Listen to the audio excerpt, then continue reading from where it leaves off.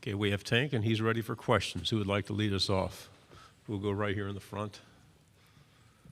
Anthony Patterson with the Atlanta Voice. Tank, I noticed even at the Georgia State game, but other games, a lot of people from where you're from or the 706 area really bonded, even though maybe you guys won or whatsoever.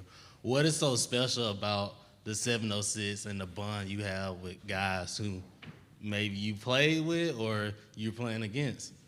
Well, when my mother got married, we moved to LaGrange, built relationships with teammates and friends, and a couple of those guys came to Auburn with me, and it's great, to have experience with them in high school and college, and it's different.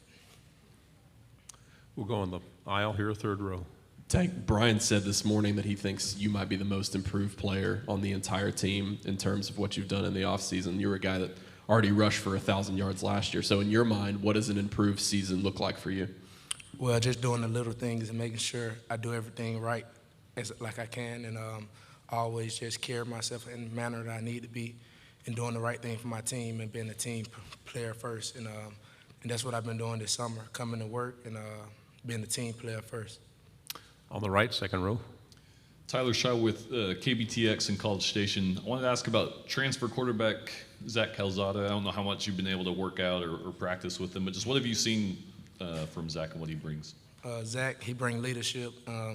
He speaks up. He brings a lot of things. He's a talented guy, and he's smart. You know what I'm saying, and he has what it takes to be a great quarterback. You know what I mean? And we should see how that goes, and hopefully it go good. Left side, back row. Dan Peck, ESPN 1067. Tank, a lot of your teammates made the decision to move on from Auburn last year, either to the NFL draft or go into the transfer portal. Sort of your decision behind returning to Auburn for your junior year, and how seriously did you consider maybe playing somewhere else this year? Well, I came to Auburn for my freshman year. When I came to Auburn in 2020, I just felt like this school is different, you know what I'm saying? And coming after my sophomore season, it's the same thing, you know what I'm saying? I want to change, and I want to do the things I need to do for Auburn, you know what I'm saying? So coming into Auburn, you know what I'm saying, it was different, you know what I'm saying? It's a different program. And you have to be a different man to be in this program, you know what I'm saying? Because a lot of people don't like us, a lot of people speak bad about us, but at the end of the day, we have to come and play, and we have to be ready to play. So, and that's why I came to Auburn, that's why I'm here at Auburn. And I feel like we're going to do what we have to do this year and handle our business. Right side, third row.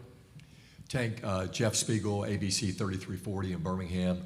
There was the inquiry into the program run under Brian Harsin over the offseason. I know the players came out and spoke in behalf of Coach. How has this maybe made the unit stronger and more united to go out and play hard for him? Well, you know what I'm saying? We playing hard for Coach, playing hard for each other, for the team, you know what I'm saying? The situation that was going on, you know what I'm saying? It brought us closer, and it brought us closer as a team and as a family, you know what I mean? And we go out and play for each other and lay it all on the line and do everything we have to do to get a W or a win, you know what I mean? Left side, front row. Hey, Tank, good morning. Jacques Doucet, WAFB TV in Baton Rouge. TJ Finley, we've covered him, high school, LSU, and now with you guys. You mentioned Zach, but certainly I'm sure TJ is going to do his best to win that starting job as well. What have you seen out of him in the last year or so? TJ, he's a competitor, smart, intelligent guy, and he has what it takes to, you know what I'm saying? It's gonna come down to whoever wanted the most. And there's just going to be like on the weekends, Saturdays, it's going to come down to what team wanted the most, and that's who's going to win. Right side, third row. Good morning, Tank. Jack Patterson, WRBL in Columbus. So you're a part of another long line of Division I talent that's come from the Chattahoochee Valley. What does it mean to you to be a part of that legacy? Well, it's great, you know what I'm saying? It's also a blessing. I have to thank God, you know what I'm saying, for putting me in this position, you know what I'm saying? It's awesome opportunity, you know what I mean? And not too many people get the opportunity to do that, do these things.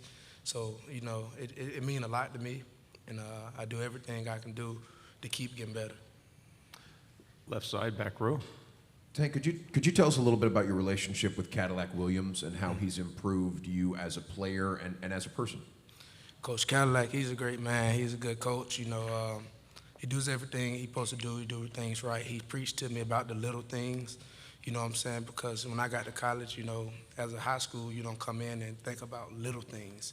So I came in and just, by little things, I mean footwork, tracks, things like that, worrying about the things that matter. He hit on that, and I think that would make him the best, like, at what he's doing, because he worry about the little things and the big things handle itself.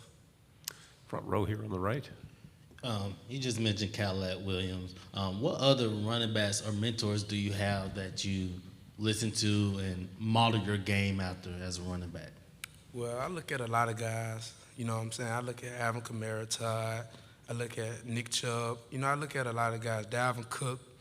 I look at him a lot, you know what I'm saying? I like his running style, catching out the backfield, the way they use him, you know what I'm saying? I like how they do that. And, you know what I'm saying? I really don't speak with guys, but I look at it and watch their film a lot. Left side, third row. Tank, last season, Jarquez got off to a really, really good start. Kind of tailed off in the end of the season. What have you seen from him this offseason, kind of taking that step forward and being a guy that may be more consistent for you this year? Jarquez Hunter, he's a great guy, great running back. And this offseason, like, we all been working. He been working hard, doing what he supposed to do, carrying himself the way he supposed to be, carrying himself and putting the work in. And that's all that matters. If you put the work in, the job gonna be easy. On the aisle, fourth row. Right. Tank, Reggie Chapman, 11 Live TV here in Atlanta. Excuse me if this was asked already, but just being able to come back to the state of Georgia, place where you're obviously from, I mean, the moment that you were asked to come back here, how cool is it to kind of been back in the state and to be able to represent your state as well over at Auburn? Well, it's good, you know what I'm saying? It's an opportunity of a lifetime, to come and do this and just be able to represent my team, you know what I'm saying? That let them know I got their back, you know what I mean? And it means a lot, you know what I'm saying? That's all I got. It means a lot. Two questions. Left side, back row. Tank, what do you expect to be different about the running game in 2022? Mike Bobo moved on after last season. This year it'll be a mixture of Eric Keesaw and Brian Harsin running the offense. How could that impact the running game? I feel like we're going to run it more. You know what I mean? I feel like we're going to run the ball. You know what I'm saying? I feel like that's what Auburn known for, running the ball. Running backs, great running backs. And I feel like that's what we're going to do. You know what I mean? Final question here on the aisle. Tank, last season, and obviously since you've been at Auburn, you had a starting quarterback who came in with experience, so you really weren't, you didn't have a feeling out period. This year, how much responsibility do you yourself feel maybe at the beginning of the season, still working things out at quarterback, still kind of ironing that out and getting a guy comfortable? How confident are you that you're going to be able to sort of shoulder that load early in the season while they might be working on other things with the quarterback?